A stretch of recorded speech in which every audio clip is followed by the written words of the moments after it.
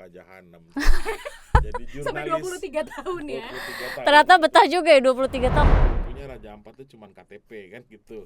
Karena saking seringnya ke Raja Ampat gitu ya kan. Ekonominya akan terganggu atau ekonomi juragannya keganggu gitu. Ya Kalau gue ada didatengin lah kan gitu. Oh, Gimana didatengin.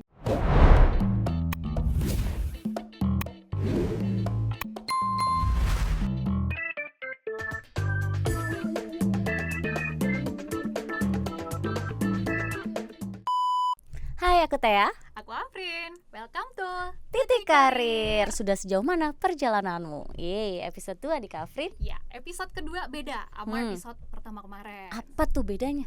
Kalau kemarin kita berdua nih yang cerita Mm-mm. tentang Perjalanan. karir kita pertama kali Dari orok, dari SD. jualan binder.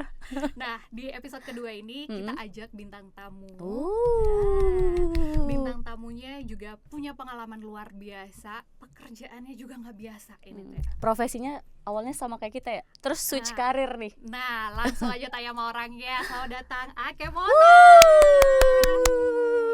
Kurang ramai ya. Kita nanti undang 1.000 penonton deh buat Om Akem di sini. Bawa lenong lah biar Si rame. Leno. Om Akem apa kabar nih Om? Kabar baik Ih, alhamdulillah. sehat bugar nih ya. Ah, Mantap. bugar sih enggak makin benci. Aku udah Kalau naikin bapak-bapak Om makin Akem loh. Aku udah naikin Om Akem loh. Om, sibuk apa nih Om sekarang Om? Sekarang sibuk apa ya? Nganter-nganter istri kali ya. Iya bener. Itu daily harian ya. Harian. Itu wajib gak sih? Harian, pekerjaan nganter wajib. Istri, nganter anak gitu ya kan ya. Iya. Paling gitu-gitu aja sih ya di rumah, ketemu orang. Tapi di balik nganter-nganternya handphonenya kayak ajaib tuh. Iya, aduh. Isinya bisnisnya tang ting Kayak tang ting tang ting tung ting tung tung ting. meeting gitu ya. Ah, Dulu nih Om Akem ini pernah liputan haji sama aku nih Kak. Oh, kalian Iya kan kenalnya di Om? situ ya. Iya, kita Iya. kenalnya akrabnya pas liputan haji bareng ya Om ya. iya. Aku akrab sama Bang Akem justru waktu kita ke Palu. Oh ya Palu ya. Liputan Ya, ya. nyelem-nyelem itulah kita ya kan. Iya. Nah, tapi uniknya sekarang udah nggak sebagai jurnalis lagi nih. Udah switch karir nih Iya, dengar-dengar. sekarang udah punya usahanya di bidang bahan bakar. Ngeri banget. Tapi sebelum kita ke Punya kilang minyak loh. sebelum ke usaha, wah, takut banget. Berlebihan. Pay info locker. Oh, iya. Tapi sebelum Om Akem cerita soal bisnis barunya, mungkin banyak yang penasaran ya Kak ya soal karir Om Akem saat Nah. menjadi jurnalis nih Om. Kalau boleh tahu udah berapa tahun berarti Om jadi jurnalis Om? Jadi jurnalis berapa ya? 23 deh kayaknya sampai Wow. terakhir 23 tahun. 23 tahun. Senior banget. Iya. Itu cita-cita dari SMA kayak udah deh aku SMA mau jadi jurnalis aja atau kayak wah aku nanti mau usaha sesuatu nih. Nah, itu gimana tuh? Jadi jurnalis nih ya. Hmm. Kalau ditanya apakah cita-cita dari kecil, enggak gitu ya. Tapi memang gitu ya, dari kakek itu sudah wartawan. Oh, turun temurun. Kakek gue tuh wartawan, Hmm. bapak gue wartawan. Terus gue kuliah itu waktu itu nyari kuliah tuh cuman yang nggak pakai bayar uang gedung. Gitu. Akhirnya Nemulah jurnalistik. Nggak pakai uang gedung. Terus? Alasan klise gitu ya kan. Ketemu jurusan jurnalistik, gue cuman berpikir, ini lucu kali ya kuliah di sini nih nggak pakai uang gedung, cuman bayar uang kuliah aja. Ternyata gue masuk neraka jahanam. Jadi sampai jurnalis 23 tahun ya. 23 tahun. Ternyata betah juga ya 23 tahun. Betah nggak Om? 23 tahun. Kalau betah atau enggaknya sebenarnya faktor ini ya. Akhirnya gue emang mental pemberontak ya. Seneng hal-hal yang out of the box gitu. Nah, dengan jadi jurnalis ini kan kita bisa kemana-mana ya kan. Bisa ada di kondisi terbaik, terindah, terburuk, bahkan tersengsara pun pernah kita ngerasain gitu. Jadi karena seringnya bertukar posisi gitu ya, lokasi, daerah, terus materi liputan tuh akhirnya ya seneng jadinya gitu. Bahkan kita ada di kondisi dimana tuh gue nggak yakin banyak orang pengen ke satu titik itu gitu. Nah, Apa Kan itu? ya macam-macam, kayak misalnya ada konflik GAM dengan Indonesia gitu kan, orang nggak ada yang pengen ke situ, Tapi Om tapi Makem ke karena situ. tugas akhirnya menikmati dan menemukan selanya, oh ternyata kita harus begini gitu. Nah terus kayak misalnya pernah dengar perang panah di Papua, itu gue dulu sering banget ke situ. Oh, perang suku antar suku di Papua tuh tahun-tahun 2000-an tuh. Nah, itu sering banget menyaksikan bagaimana orang ya kadang masalahnya juga kita nggak tahu persisnya seperti apa. Kemudian terjadilah perang antar kampung atau antar suku gitu ya. Kita harus ada di situ gitu. Banyak sih ya yang kita rasain jadi jurnalis itu.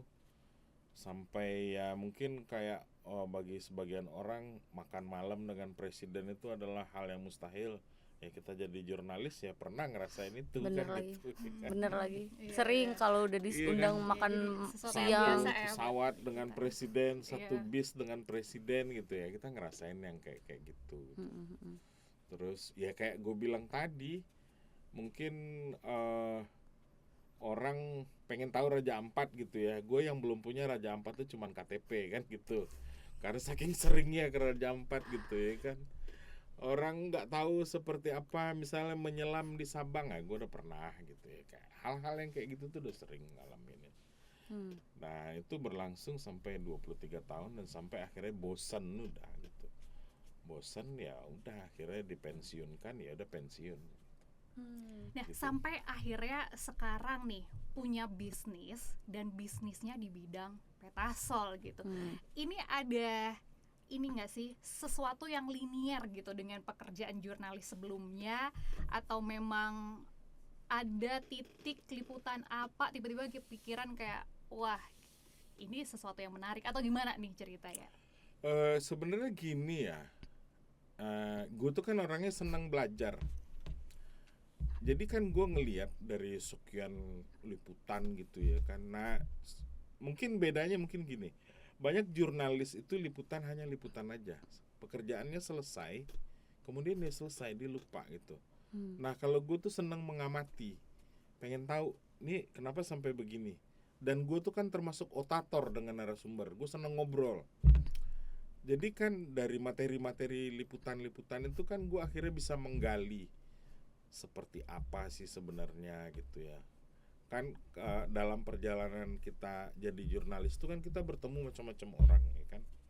Dari orang yang bisa bertani nggak pakai pupuk di daerah yang sangat tandus, kemudian punya lahan pertanian sampai ratusan hektar tanpa pupuk, tanpa pestisida gitu ya, kita ketemu. Dari orang yang kerjaannya cuman menyelam mutiara gitu ya kan, dan kemudian akhirnya jadi pengusaha sukses, ketemu gitu. Nah sampai gue di titik dimana gue ketemu sama orang yang dia hanya main sampah aja, yang selalu berpikir ini sampah bisa diapain ya gitu. Gue sudah pernah ketemu orang yang mendaur ulang sampah menjadi furniture, mendaur ulang sampah menjadi sekedar souvenir gitu ya, udah ketemu macam-macam. Sampai di titik gue ketemu orang yang mendaur ulang sampah menjadi bahan bakar. Nah, Di mana tuh ketemu ya waktu itu? Dalam mimpi kali. Oh my god.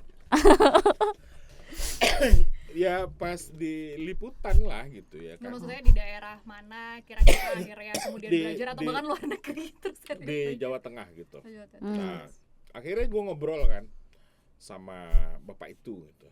Kita jangan sebut namanya, nanti dia batuk ya kan kalau sebut namanya. Diomongin soalnya. Ya kan. Nah itu ngobrol gitu kan, pengen tahu Pak sebenarnya apa sih yang mendasari lu sampai berpikir untuk melakukan ini gitu ya kan. Kan biasanya kita ketemu orang pengepul apa namanya cuma ngambil botol aqua, gelas air mineral gitu begitu ya. Nah ini lu mengolah sampah plastik ya, yang benar-benar sampah yang low value gitu, yang nggak ada nilainya sama sekali. Dia cuma jawab sederhana, Mas, kalau misalnya gitu nggak ada satupun orang yang berpikir untuk mengolah ini gitu, emang ada yang bisa menjawab berapa ratus tahun atau berapa ribu tahun sampah plastik ini bisa terurai? Ya.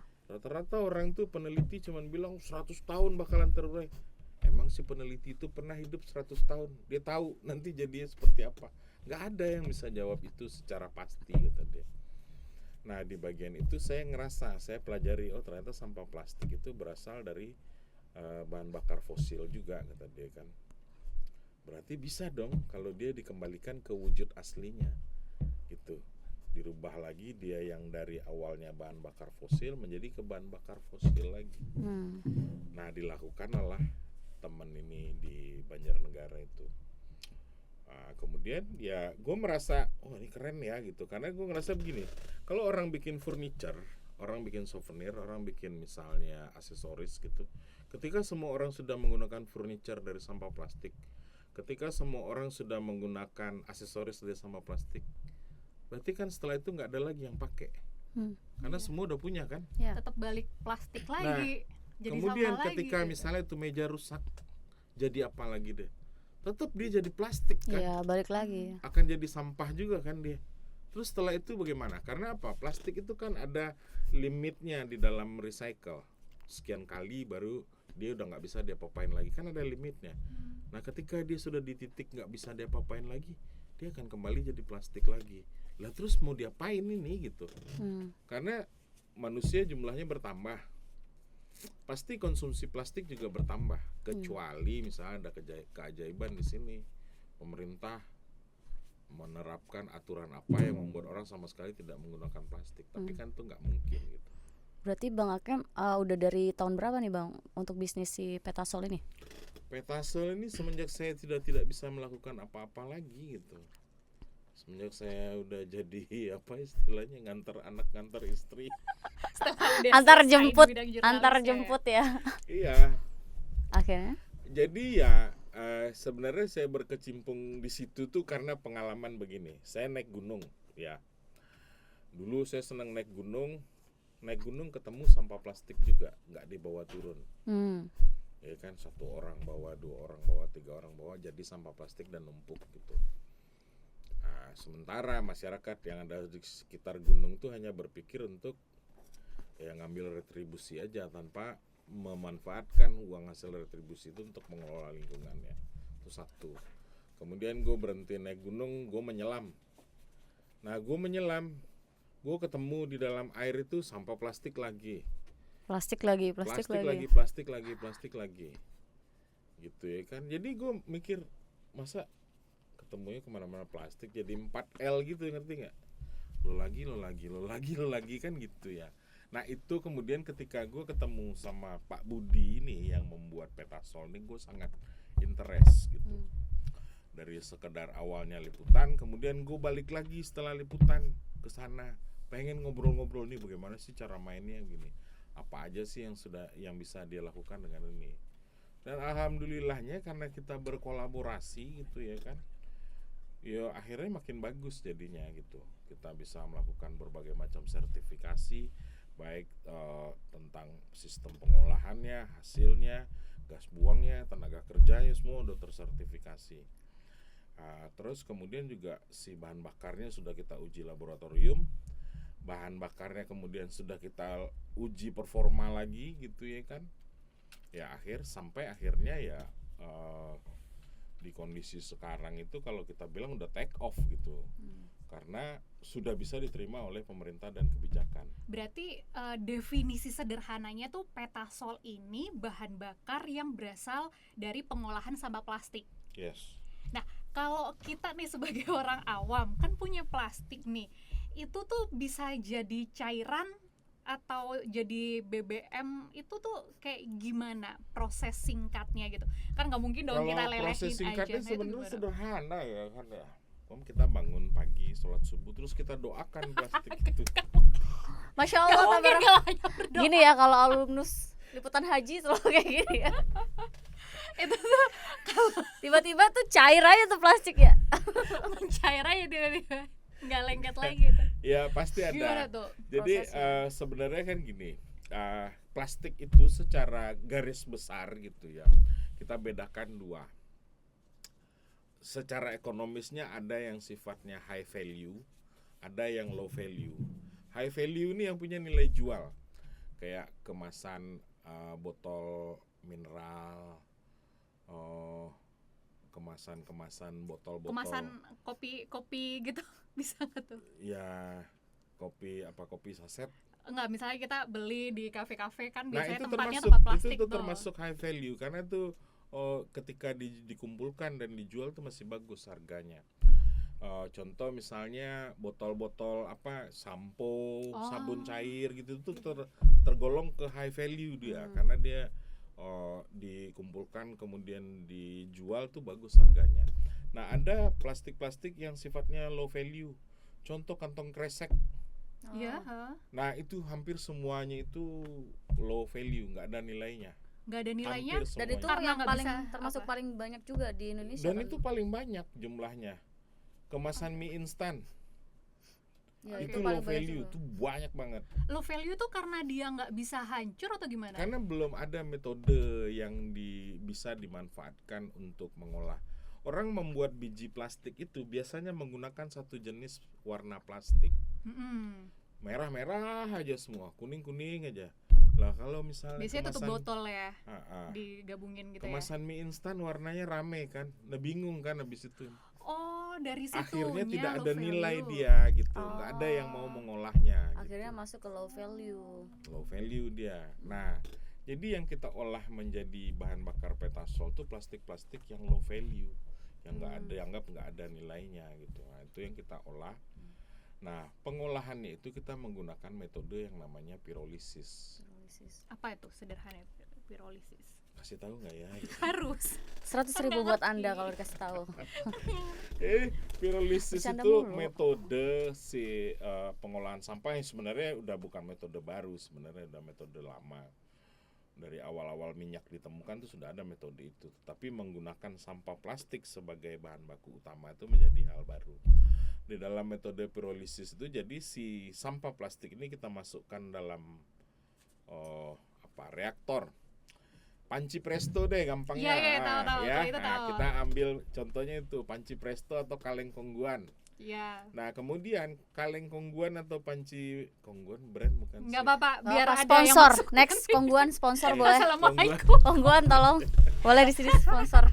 Nah, kan Masuk. ditutup dia sehingga Iya. tidak ada lagi oksigen yang keluar masuk. Iya. Nah, kemudian dipanaskan si panci presto atau kaleng kongguan ini gitu. Nah, karena dia dipanaskan sampai suhu 300-400 derajat itu membuat kemudian akhirnya dia meleleh. Meleleh, kemudian mencair, setelah mencair nanti dia mendidih. Setelah mendidih kan menguap dia. Nah, uapnya ini yang kemudian kita salurkan, kemudian kita dinginkan sehingga dia sudah berubah menjadi si crude oil. Bahan bakar yang kita sebut sebagai minyak bakar. Gitu. Itu prosesnya itu sederhana. Yang jelimet itu adalah merubah dari minyak bakar ini menjadi bahan bakar yang aman digunakan pada mobil, pada kendaraan, karena parameter yang digunakan untuk kadar oktan dan segala macamnya itu berbeda dengan minyak bakar. Kan banyak tuh kita lihat di sosial media orang yang bilang, "Oh, kita bisa bikin bensin, kita bisa bikin solar gini." Tapi coba tanya, sudah uji lab belum?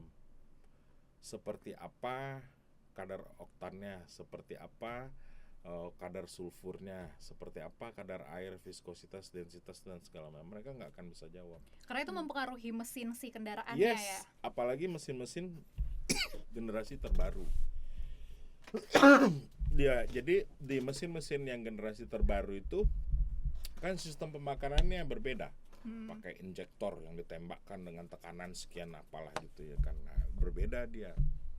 Nah, jadi kalau di kami gitu ya, kami sudah setelah proses pirolisis itu selesai, si sampah plastik ini sudah menjadi calon bahan bakar. Kemudian calon bahan bakar ini yang kami treatment untuk menjadi bahan bakar yang benar-benar layak digunakan pada mesin. Sesuai dengan parameter yang sudah ditetapkan oleh masing-masing ATPM. Misalnya kan ada sekarang itu mesin Euro 3, Euro 4, Euro-Euroan begitulah. Nah, kita membuat bahan bakar itu menjadi layak digunakan di situ. Itu sih bedanya. Om, tapi yang bikin aku penasaran, Om, kan namanya orang, Om kan dari jurnalis terus switch karir menjadi ibaratnya pengusaha gitu. ada nggak sih kayak mungkin cerita kesulitan di awal membangun bisnis ini, atau ada cerita unik nggak sih selama menjalankan bisnis Petasol ini, Om? Nggak ada sih ya, karena gue orangnya senang belajar. Lu percaya nggak kalau gue juga bikin rendang? Percaya aja sih Percaya kalau sih. kalau tahu makem aku percaya. Namanya udah orang-orang Padang Nggak, pada maksudnya gini, banyak orang nggak mau belajar dan gue tuh seneng belajar gitu. Jadi ada hal-hal baru gue pengen tahu. Gue, oh ternyata nih gini ya gitu ya kan. Gitu. Atau ada cerita unik nggak selama Om Makem menjalankan bisnis Petasol ini? Cerita uniknya apa ya? Disantronin soalnya atau ini kan apa berarti sih? bisnisnya adalah Om Makem jual sebuah mesin dan menampung sampah orang-orang untuk nantinya dijadikan BBM gitu. Kemudian BBM itu dikembalikan ke orang-orang itu atau gimana gitu. Nah, itu dibalik itu prosesnya kan panjang tuh. Ya. Ada sesuatu yang unik gimana tuh? Ya kalau terkait itu sih banyak lah ya. Karena kan gini, yang paling susah itu satu, Indonesia ini literasinya rendah banget. Orang Indonesia ini paling bisa baca judul, udah tahu isi, itu paling bisa tuh semua tuh. Nebak-nebak aja ya. Ya, padahal Lihat dia judulnya nggak tahu. doang ya, lihat judulnya doang. Nah, jadi kan gue tuh sering apa ya istilahnya, siaran langsung gitu ya di TikTok, boleh disebut lah ya TikTok gitu kan. Nah kan gue di situ tuh gue lebih berpikir untuk mengedukasi kan, menyebarkan bahwasannya sekarang ya di Indonesia tuh sudah ada mesin atau teknologi yang memungkinkan sampah plastik itu nggak hanya dibakar, tetapi diambil manfaatnya dan bisa kita memperoleh keuntungan secara ekonomi dengan melakukan itu gitu. Nah kondisi-kondisi kayak gitu tuh kan semua orang menonton gitu ya kan, nggak hanya apa namanya si mahasiswa atau apa, tapi segala lapisan masyarakat nonton. Ya termasuk juga orang-orang yang nggak suka dengan keberadaan Petasol itu gitu. Ada lah pasti ya. Oh, Kenapa pasti. orang kalau nggak suka kan dia Terus? akan untung gitu. Nah, itu yang kadang gue nggak ngerti juga gitu ya. Mungkin kalau menurut gue kan ini ada nilai ekonominya. Mungkin dia merasa ekonominya akan terganggu atau ekonomi juragannya keganggu gitu ya. Kalau Gue ada didatengin lah kan gitu. Oh, Gimana didatengin. tuh? Bentar, Cerita, runut dulu. didatengin tuh siapa? Jadi Om pernah didatengin karena Om sering Ya karena live Live itu. ngomongin BBM apa segala macam. Didatengin bagaimana oleh? ya orang ya apa ya, pakai seragam lah yang pasti. Cuman dia datang nggak pakai seragam gitu. Oke. Ya diinterogasi, ditanya-tanya apa segala macam ya kan. Takut. Cuman kan gue ketawa-ketawa aja ya kan. Karena gue ngerasa begini, setiap kebaikan itu harus disebarkan. Ya, Setuju nggak? setuju. Nah, nggak ada yang lebih bermanfaat daripada menyebarkan kebaikan kan gitu ya, kan gitu ya. Nah, jadi gue tuh nggak punya rasa takut atau apa juga ketika hal itu terjadi. Orang itu datang, gue tawa-tawa aja, gue ajak ngobrol, dan akhirnya gue tahu dia siapa, bekerja di mana, dan disuruh sama siapa tuh gue tahu. Dan Oh, itu datang gini. ke rumah Om. Datang ke rumah sampai gue bikinin kopi, sampai dia suruh anggotanya untuk membeli rokok tuh, sampai saking Anggota punya anggota ya. Kita tahu lah berarti. Dia punya bos dan punya anggota. Terus gitu ya kan, sampai ke tahap itu gitu. Cuman kan gini, apapun itu kalau kita ajak ngobrol pasti akan ada solusinya. Iya. Kan ya. Ya akhirnya gitu, dari awalnya dia entah punya maksud apa, jadi akhirnya kita berteman gitu. Setelah Jadi- ngobrol sama gua apa segala macam Akhirnya dia berjam-jam, ikutan bisnis Petasol. dan Buka lahan Petasol. dia itu yang kalau Menjadi sekarang konsumen. itu selalu setiap mungkin dia memang punya apa ya, job desk itu mengamati sosial media gitu ya. Dan kan sekarang hampir semua pemberitaan itu kan lewat sosial media Iya. yang paling cepat. Jadi kalau ada kebijakan-kebijakan atau peraturan atau apa yang baru terkait dengan sampah atau energi terbarukan atau apa, dia selalu ngasih, "Bang, udah lihat ini belum?" gitu. "Udah baca ini belum?" gitu. Nah, Oh, jadi jadi- sampai kayak jadi informan ya. kan gitu. Mungkin ya dia harus mantengin monitor kali setiap hari mungkin gitu ya. Jadi begitu gitu. Nah, Bang Akem, dari bisnis yang Bang Akem lakukan ini, Bang Akem buka di rumah sendiri untuk tempat orang-orang menukarkan sampah plastiknya kemudian jadi BBM, atau Bang Akem di bidang kayak kita kerjasama sama misalkan di lingkungan kelurahan mana gitu, toh berupa seperti apa nih alur bisnisnya? Kalau di rumah tuh ada, kebetulan kan ada lahan sedikit di belakang rumah, jadi saya bikinlah pengolahan kecil aja kapasitas 50 kg. Nah, ini nih lebih kepada memfasilitasi, karena kan saya tinggal di tengah kampung gitu ya kan. Nah, harapannya kan sampah-sampah plastik dari masyarakat satu kelurahan bahkan satu kecamatan bisa dikirim ke saya. Boleh di-insert nanti alamatnya di bawah. Oh, boleh. Editornya yang insert alamat. Jadi warga di daerah kelurahan boleh. situ Jadi tuh bisa datang ke rumah jadi dia. Om Akem itu mendapatkan sampah plastik tuh dari kiriman dari warga. Ada berbagai macam metode. Hmm. Ada yang dikirim, mereka kirimkan sampah plastiknya dalam kardus-kardus gitu biasanya tuh. Ada yang kita harus beli. Oke. Karena dengan mesin kapasitas 50 kg berarti kita membutuhkan sampah plastik 50 kg setiap harinya gitu ya kan. Nah, itu tuh nggak sedikit sampahnya gitu, banyak sebenarnya.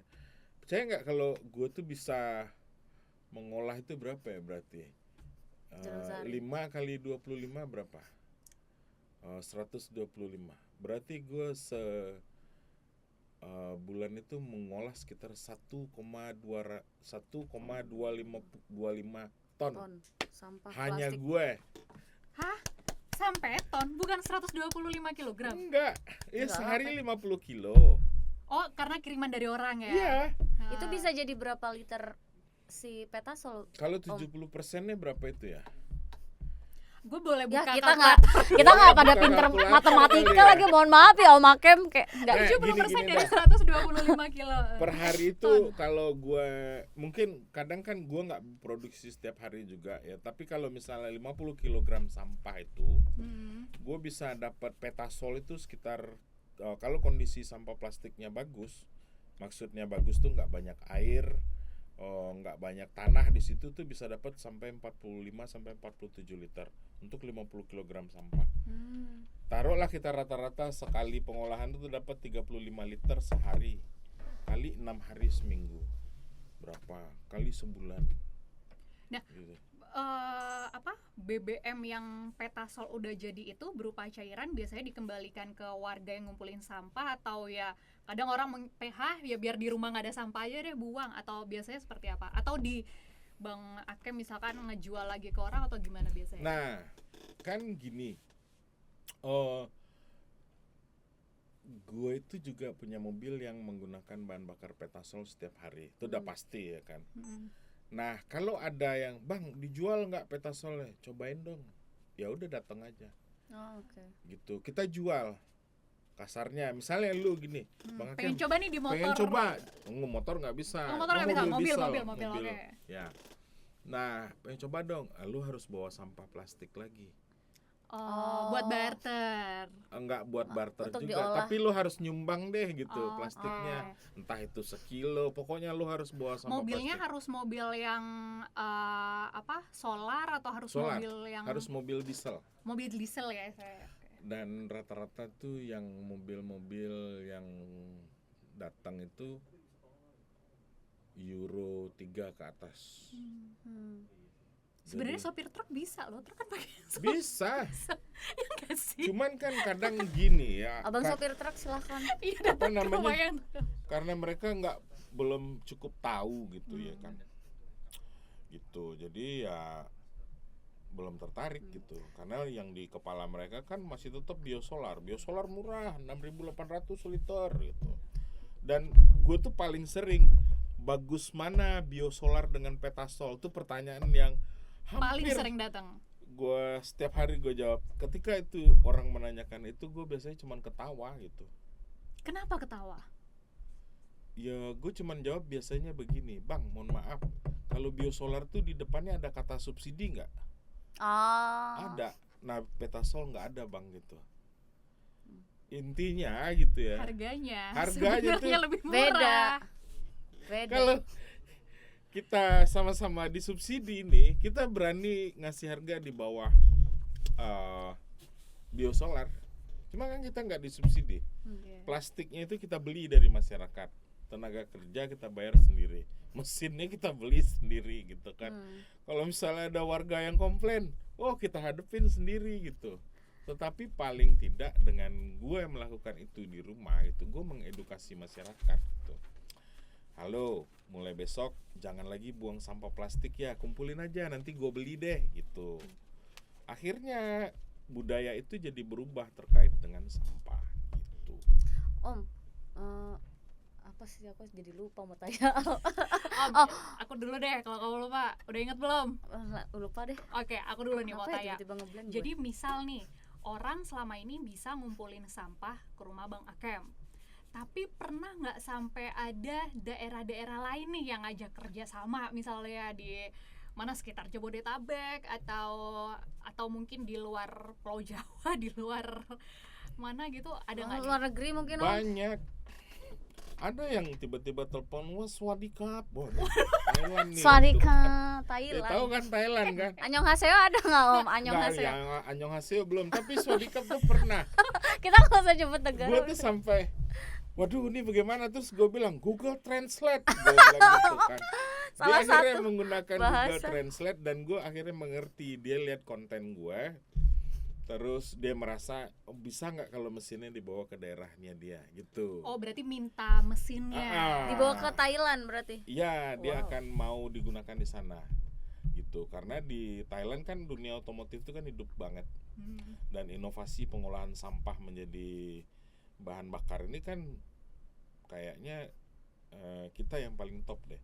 Berarti udah nih dikirim ke Thailand. Enggak, Kenapa? karena masih ada beberapa aturan yang kita harus ikuti gitu. Oh, Kan oke. namanya kita hidup di Indonesia, kita harus ikut dong aturan di Indonesia itu seperti apa gitu. Berarti kalau orang Jangan ubah aturan sendiri ya, Om.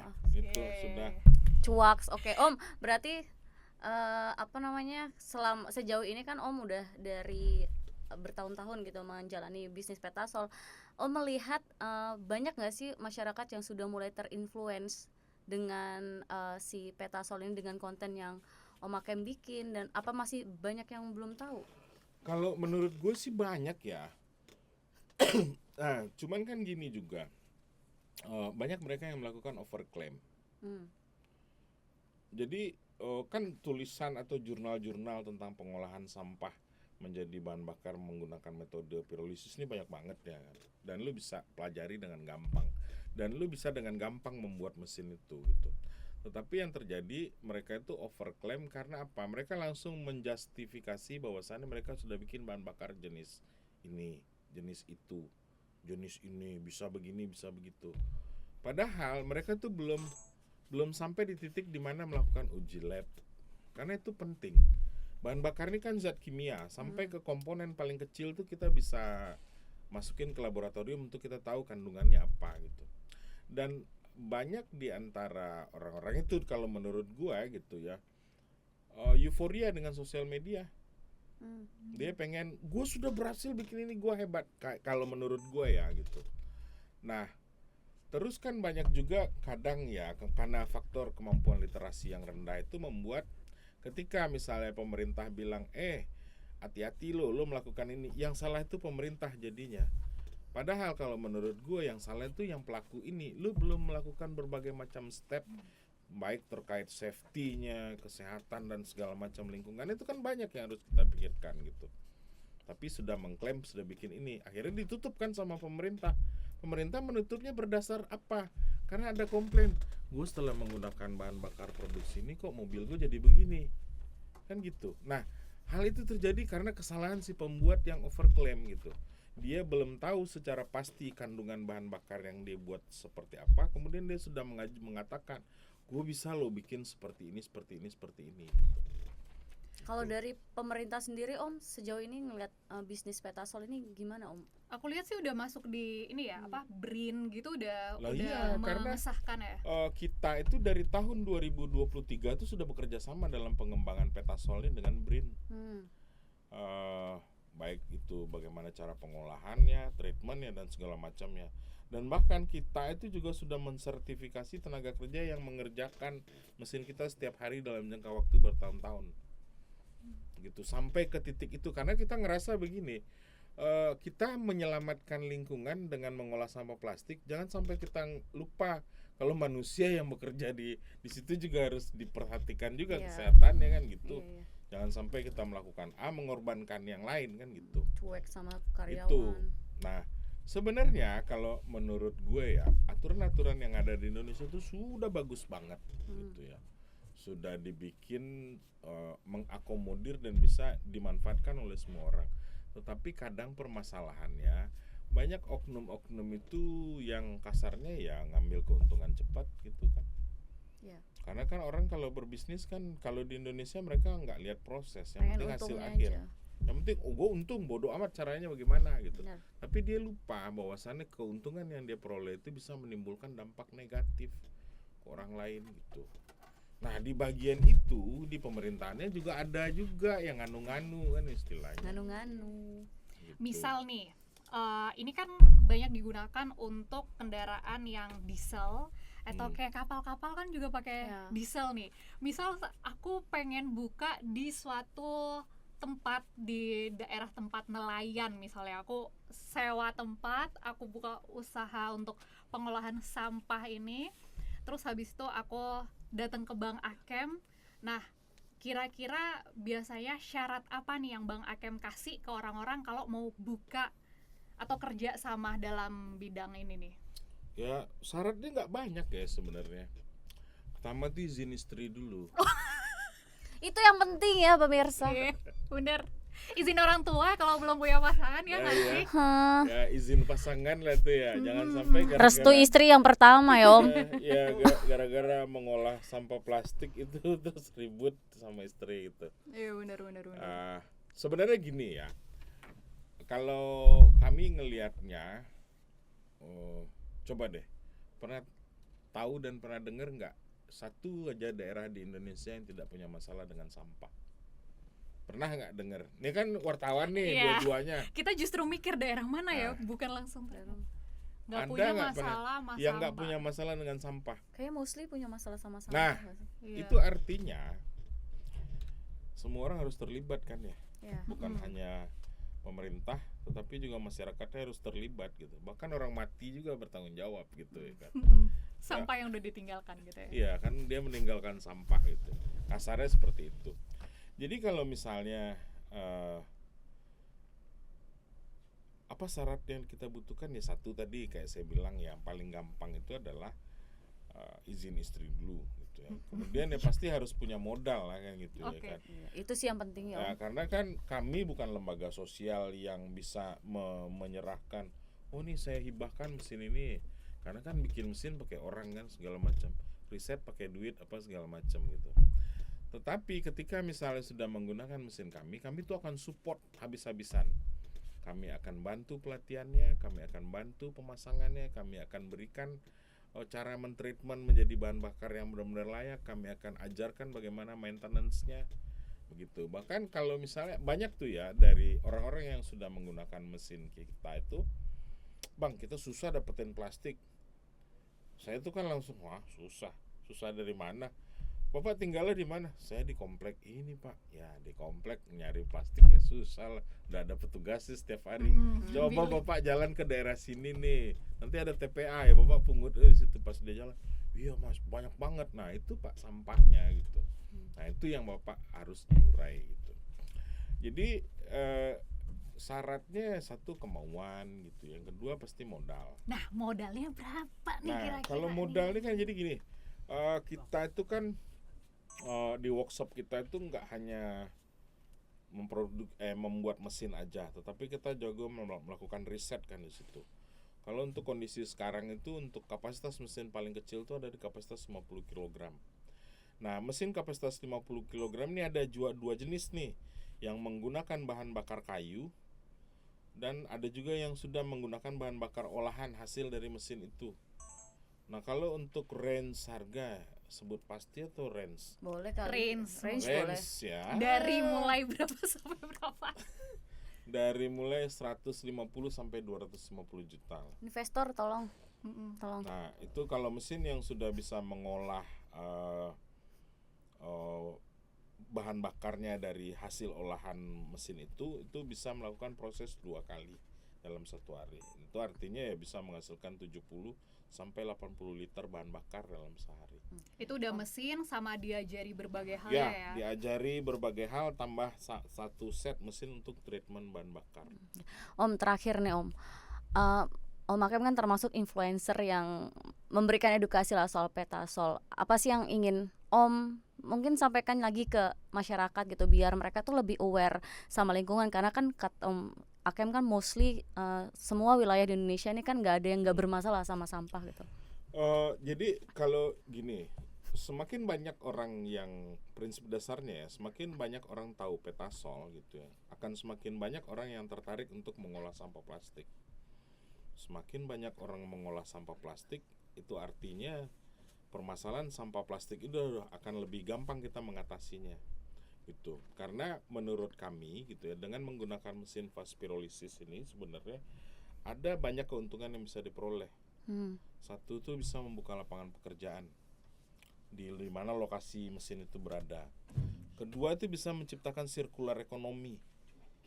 Jadi yang awalnya sampah itu nggak ada harganya, kita bikin dia ada harganya, sehingga punya nilai ekonomi. Ketika orang mengumpulkan sekian kilo, dia bisa tukarkan dengan sejumlah uang gitu.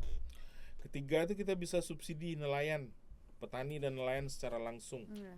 Pasti itu ya kan. Jadi udah nggak ada lagi mereka pergi ke SPBU terus harus membawa surat yang untuk dapetin BBM subsidi, karena dia produksi sendiri. Nggak perlu antre gitu ya Om. Iya. Suka kan biasanya nelayan suka antre dapetin. Iya, nggak perlu lagi, karena kan mereka sudah kumpulkan sampahnya sendiri, kemudian dia pergi ke sentra pengolahan, dia bisa ambil bahan bakar yang bisa dia gunakan sendiri. Makanya tadi aku pengen bikin di dekat tempat nelayan itu. Nah, terus kemudian tuh kan pasti kita menyelamatkan lingkungan kan? Ya pasti. Iya kan? Menyelamatkan lingkungan. Terus yang pasti itu juga buat bapak-bapak yang mau kampanye 2029 itu kan enak banget ya gak? Saya menggunakan satu mesin yang membuka lapangan pekerjaan, Dan menyelamatkan ramah lingkungan. lingkungan. Jadi orang-orang yang mau berkarir menjadi politisi, Yang mau Politisi. nyalek, Politikus. yang mau nyalek. Yang mau ayo nyalek kita jadi pelajari kepala tentang daerah tuh. Atau Om Hakem nyalek kali. Janganlah gitu. Tapi benar kan? Fakta kan? Loh sekarang dia susah-susah nyari bayar gini-gini suara, Iya. udah beli mesin satu. judulnya dari sampah berpotensi meningkatkan Menjadi bupati. karir politik. Dari sampah menjadi bupati. bisa Bisa. Lah iya kan? Slogannya. Ya, coba bantah gua untuk Iya. itu. Iya itu Bisa, setuju, bisa. aku setuju. Iya, jadi ya banyak sebenarnya manfaatnya gitu. Yang pasti juga kan gini, gue pernah tuh ya secara goblok-goblokan menghitung. Indonesia itu punya kecamatan jumlahnya total 7.285 kecamatan. Satu kecamatan kita kasih satu mesin kapasitas 50 kilogram, itu akan bisa menghasilkan taruhlah 35 liter. 35 liter dikali 7.285 itu jumlahnya sekitar dalam per hari itu kita akan dapat sekitar 291.000 liter bahan bakar. Nah jadi tuh si raja minyak. Enggak, maksud gue kan kita tuh lagi dihebohkan dengan kondisi Hormuz dan segala macamnya ya kan. Yang pusing Ini dengan merupakan BBM. sebuah solusi lingkungan, solusi pekerjaan, solusi ya gitulah ya, daripada nanti ditangkap lagi. Nanti ada yang didatengin lagi Om Tapi Hakem. intinya berarti berkarir di bidang lingkungan, fokus untuk mencintai lingkungan dan ya ini berkarir menjadi Kami kamu. ya berkarir jadi apa ya istilahnya, pemulung modern enggak ya? Apa? Jadi pengampu sampah Ya, gitu. enggak Pengepul, juga. pengepul. Sebenarnya Jadi nggak peluang. ada sebenarnya, orang itu terlalu manis-manisin semuanya. Kalau gue bilang ya kita itu melakukan apa yang kira-kira bisa kita lakukan gitu. Dan yang kita lakukan tuh harus berdampak. Udah gitu aja. Entah itu namanya apa, bodoh amat lah dengan namanya, tapi paling tidak kita melakukan sesuatu. Yang penting Kalau dampaknya. menurut gue begitu ya. Dampaknya ya Om. Iya, dampaknya. Terus menurut Om Hakem nih, karir Om Hakem ini udah jadi puncak karir atau Om Hakem mau mencoba hal baru lagi Gue mungkin di pengen depan? jadi presiden sebenarnya. Wah, aku dukung. Butuh tim ses. Tapi Hubungin kayaknya aku. nggak Masuk mungkin. lagi dari sampah menunjang karir politikmu. Nah, Enggak lah. Enggak, gua enggak tahu. Akem ya. for Apa 2029. 2029 itu enggak. Enggak, tapi kalau jadi kepala daerah gue pengen banget. Karena menurut gue nih jadi ngomong politik nih. Ya nggak apa-apa loh, namanya karir Menurut gua orang. ya, sekarang itu gue kan ngeliatin tuh ya, gue kenal beberapa semua tuh kalau gue bilang tuh, beneran. Bang Isa gimana nih, Bang Isa perlu disensor gak nih? ya udah kalau begitu berarti memang ayo mungkin bukan Bang Akem, orang lain yang pintar dalam dunia politik pengen meningkatkan karir politiknya Berarti dimulai Om- dari sampah dulu. Om Akem pengennya jadi kepala daerah habis ini. Enggak juga sih. Gue tuh udah jadi gini-gini aja gue udah seneng gitu ya. Gue bisa memberikan manfaat kepada banyak orang tuh udah luar biasa banget gitu. Tapi jujur jawaban dia udah politikus banget ya. Lah politikus tuh belajar sama gue. Oh, keren. Gila, 23 24 tahun. tahun jadi wartawan, masa nggak bisa ngomong politik begitu ya kan? Oke, thank you Om Akem sudah berbagi cerita ya Iya. sama Siap, titik siap. karir. Ayo yang Seru punya banget. sampah plastik dari rumah-rumah Ya. dikumpulkan nanti bisa kirim ke rumahnya Bang Akem di alamat Alamat bawah ini. Kasihan Ya, editor nanti tolong ya. saya kasih alamat ini kamera yang mana nih? Ini dia, ini dia. Alamatnya gini. Oke, terima kasih Om Ya. Akem untuk ceritanya. Thank seru you. banget ya Kak Afrin. Jangan lupa teman-teman yang nonton buat subscribe, like dan juga komen nih, misalnya mau profesi apa selanjutnya. Iya nggak sih? Iya, kalau punya pengalaman juga mungkin di lingkungan rumahnya butuh yang namanya mesin petasol. Petasol Boleh lagi. komen. Udah closing petasol lagi. Oke. Udah, terima kasih udah menonton. Bye bye. Bye.